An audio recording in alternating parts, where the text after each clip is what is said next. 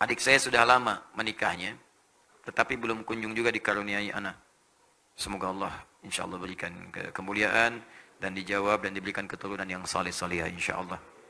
Ternyata ada masalah sampai pada berita terakhir yang disampaikannya yaitu tuba fallopiannya sudah diangkat. Nah, dia berencana program kehamilannya dengan bayi tabung. Itu bagaimana dalam pandangan Islam, diperolehkan atau dilarang? Baik, syukran Pak Wahab. Baik, teman-teman sekalian, dalam kaidah fiqh itu sifatnya sangat fleksibel, sesuai dengan kondisi zamannya di era-era yang berbeda. Asal tuntunan nilai-nilainya mengikuti tuntunan-tuntunan yang telah dijelaskan atau diisyaratkan dalam Al-Quran atau juga dibimbing oleh Rasulullah Sallallahu Alaihi Wasallam. Kaidah pertama bagi perempuan, jika memang kemudian setelah menikah berikhtiar kemudian memohon kepada Allah untuk diberikan keturunan, maka silakan berikhtiar. Ya, ikhtiar pertama dari mulai berhubungan suami istri, sunnah bahkan berpahala di situ. Ya, ada dalilnya tuntunan di Quran misalnya surah ke-7 ayat 189. Ya, ada lagi nanti di Al-Baqarah misalnya ayat 187 sampai ayat ke-223 juga ada di situ. Dari 222 bahkan dari nikahnya 221, 222 sampai 223-nya. Amalan itu bisa melahirkan jawaban dari apa yang diharapkan. Rumus motivasinya ada di Quran surah 5 ayat 35. Ya ayyuhalladzina amanu taqullaha wabtaghu ilaihil wasilah. Hei orang-orang beriman, tingkatkan takwamu kepada Allah, cari wasilah dengan takwa itu untuk menjawab apa yang kamu inginkan. Misal Anda punya harapan nih, ya Allah saya pengen punya keturunan, 2 tahun belum ada, 3 tahun belum ada, 4 tahun belum ada. Apa cara terbaiknya? Kata medis gak bisa ini mustahil, kata klinis gak mungkin. Maka cara yang terbaik adalah kembali kepada Allah yang tidak punya batas. Semua akan dikasih. Bagaimana caranya? Allah berikan satu jalan, satu aja. Ittaqullah, tingkatkan takwa kepada Allah. Rumusnya takwa. Takwa itu disebutkan 115 kali dalam Al-Quran. Maka setiap menyebutkan kalimat takwa, di situ ada amalan. Keluarkan amalannya. Tempuh amalan itu dengan niat untuk mendapatkan jawaban dari ikhtiar yang sedang dikerjakan. Apa contoh dari takwa itu? Salat. Karena kalimat takwa pertama dalam Al-Quran, bagi orang beriman, disandingkan dengan salat. Dan mana dalilnya Ustaz? Quran surah kedua Al-Baqarah, ayat kedua sampai ketiga. Dzalikal kitabu la raiba fihi hudan lil muttaqin. Siapa orang takwa muttaqin itu? Ayat 3-nya. Alladzina yu'minuna bil ghaib wa yuqimunas shalah. Yaitu orang yang telah beriman kepada Allah walaupun tak nampak dalam pandangannya, maka dia memaksimalkan salat dengan membuktikan keimanannya kepada Allah. Buktikan iman dengan salat. Minta dalam salat, bangun, tunaikan salat. Dan lewati seperti orang biasa. Orang biasa cuma 5 waktu, Anda tambah dengan sunnah, bangun tahajud, bikin mihrab, salat di situ, minta, mohon kepada Allah dalam salat Anda. Ini pernah dicontohkan langsung, bahkan ada dalilnya. Kisah Nabi Zakaria. Di Quran surah ketiga Ali Imran. Ayat 38 sampai 39. Bangkit sholat di mihrab. Begitu sholat, berdiri, minta kepada Allah. Dalam berdirinya mohon. Ya, hunalika da'a Zakaria Rabbah. Di mihrab itu saat sedang sholat, Nabi Zakaria bermohon kepada Allah Rabbnya. Ya, ingat ya, sholat itu hal yang sangat penting untuk bermohon. Karena itu secara fikih, sholat disebut doa. As-sholatu hiya doa. Sholat itu doa. Jadi kalau sedang sholat, minta. Ada 4 posisi yang paling strategis. 4, 1 berdiri, 2 saat rukuk, 3 saat sujud, 4 sesaat sebelum salam. Strategis untuk memohon kepada Allah, minta. Makanya dulu semua nabi, orang soleh itu kalau punya hajat, sholat. Minta. Sholat. Dalam sholat kita tuh 5 kali, minta. Hajat kita apa? Minta. Ya, kalau ada yang mendesak, misalnya datang ke masjid, tahiyatul masjid, minta sholat. Lihat waktunya. Kalau duha, dalam sholat duha minta. Syuruk minta, syuruk. Malam tahajud minta. Semua nabi sholat. Kalau nggak percaya, lihat di Quran. Quran surah ke-20 ayat ke-14. Nabi Musa sholat. Nabi Isa sholat. Quran surah 19 ayat 31 sampai 33. Nabi Ismail tadi sholat. Quran surah 19 ayat 55. Bahkan minta keluarganya sholat. Wa kana ya'muru ahlahu bis sholat. Minta keluarganya sholat. Para nabi nyuruh keluarga sholat. Anda bayangkan. Nabi Muhammad minta. Bukan cuma anaknya, Fatimah misalnya, tapi juga suaminya, menantunya. Ali bangun, minta, sholat, minta. Apa yang dikatakan Nabi Zakaria dalam sholatnya? Qala rabbi habli min ladunka dzurriyyatan thayyibah innaka sami'ud du'a. Ya Allah, mereka memvonis aku tidak mungkin punya keturunan.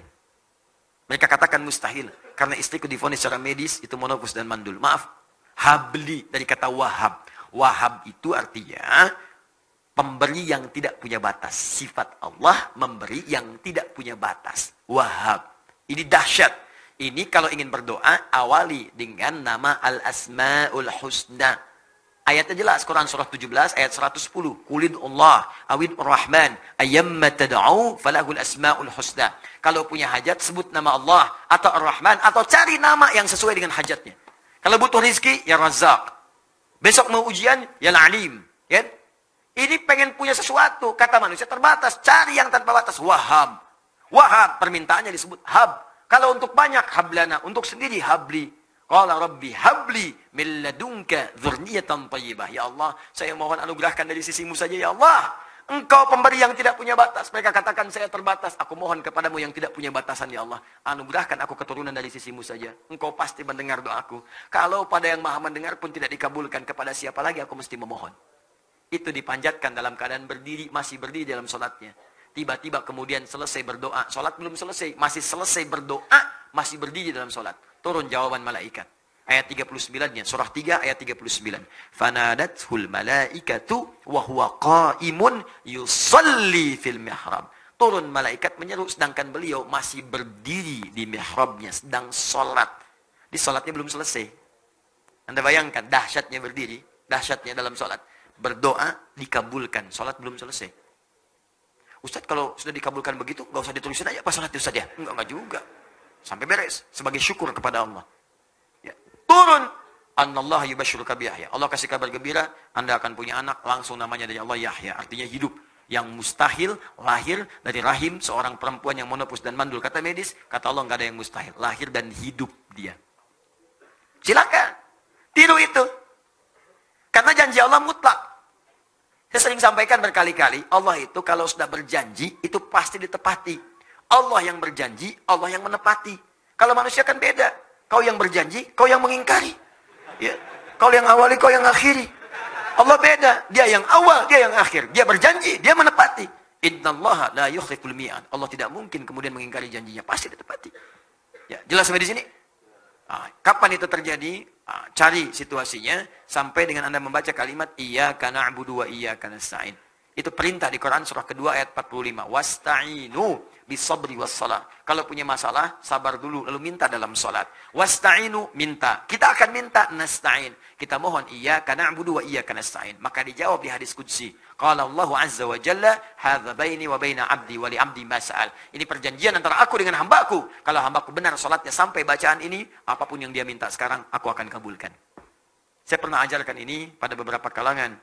Ya, ini dari Qur'annya bukan dari saya. Kalau Anda yakin Allah pasti berikan. Masya Allah, ada yang 7 tahun, 8 tahun, sekian tahun, dia praktekkan. Tidak menunggu lama, tiba-tiba kirim foto. Foto mihrabnya. Ya. Ubira, sampai teriak, sampai nangis. Sudah bertahun-tahun, tiba-tiba terjadilah itu. Allahu Akbar, indah. Dan ternyata, sesuatu yang diraih dengan cara yang lama itu, keindahannya lebih lama.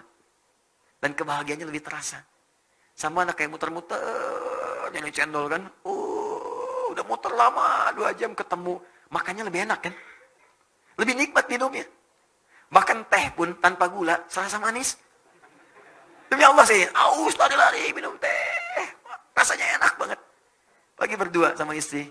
Ya, sayang kurang manis, lihat aku aja. Masya Allah. Masya Allah diminum. Kok pahit ya? Enak aja gitu. Nyaman, nikmat. Itu. Dia udah lama nunggu-nunggu begitu lahir. Indah. Masya Allah lagi. Dilihat-lihat sayang-sayang, kecup-kecup dan sebagainya. Dan didoakan. Nah, kasus yang terakhir, ini agak berbeda. Dalam kondisi, tidak seperti itu kondisinya. Di luar normal, tuba falopinya diangkat. Setiap yang di luar normal, maka kaidahnya mustasnayat. Dikecualikan dari yang biasa. Dikecualikan dari yang biasa. Kalau kondisi darurat, maka kaidah fikihnya ad-daruratu tubihul mahdzurat. Sesuatu yang darurat bahkan diperkenankan melakukan sesuatu yang tadinya dilarang. Apa diantaranya? Hamil di luar rahim itu pasti mustahil. Karena sepanjang ada rahim. Sekarang rahimnya tidak ada. Maka dalam kondisi darurat boleh kemudian asal hak syariatnya tidak dilanggar. Silakan bayi tabung misalnya. Ya. Dengan catatan sperma dengan ovumnya dikumpulkan dari hasil yang halal. Suami istri sudah berumah tangga. Ya. Tuba falopi diangkat. Nggak mungkin secara medis kandung misalnya. Nggak bisa nih. Rahimnya udah bermasalah. Maka silakan sperma suaminya dengan ovum istrinya dikumpulkan jadi satu. Diproses di situ. Silakan dikembangkan. Tumbuh. Lahir misalnya. Alhamdulillah. Ada yang jalan rahimnya masih ada. Tapi untuk keluar nggak mungkin. Ada yang terhalang. Ya, nggak mungkin. Terjadi kasus kemarin. Salah satu jamaah kita seperti itu, nggak mungkin, tertutup luar biasa. Untuk hamil, ya, dia bisa kemudian mengandung untuk melahirkan. Tapi untuk jalan masuk spermanya nggak ada, terhambat dia, susah. Maka disimpan kemudian, disatukan, diproses di luar, disuntikkan kemudian ke dalamnya. Ngandungnya di situ juga, lahir, sah, boleh. Dengan catatan sperma dan ovum itu disatukan dalam proses yang sah, ada akad di situ. Yang tidak boleh, belum nikah, bayi tabung yuk, misalnya itu nggak boleh. Nggak boleh, disatukan, suntikan ke rahim misalnya, nggak bisa, nggak mungkin. Jelas ya? Paham ya? Boleh, silakan. Program kembar, boleh misalnya. Ya, kembar yang terbaik itu bermohon kepada Allah Subhanahu Wa Taala. Minta, ya Allah, saya ingin misalnya anugerahkan kepada saya, ya Allah, anak yang kembar, supaya keduanya bisa berjihad di jalan-Mu. Keduanya bisa melengkapi, ya Allah, menjadi penghafal Quran. Keduanya bisa memberikan mahkota, ya Allah. Niatkan seperti itu. Ya, kalau diniatkan ibadah, biasanya akan cepat dikabulkan oleh Allah. Tapi kalau urusan dunia, itu biasanya agak lambat. Ya Allah, berikan saya anugerah yang kembar, ya Allah, supaya lucu. Saya ingin berikan yang pertama namanya si luca, kedua si lucu, saya kan. Nah, itu biasanya agak susah. Makan? Ya.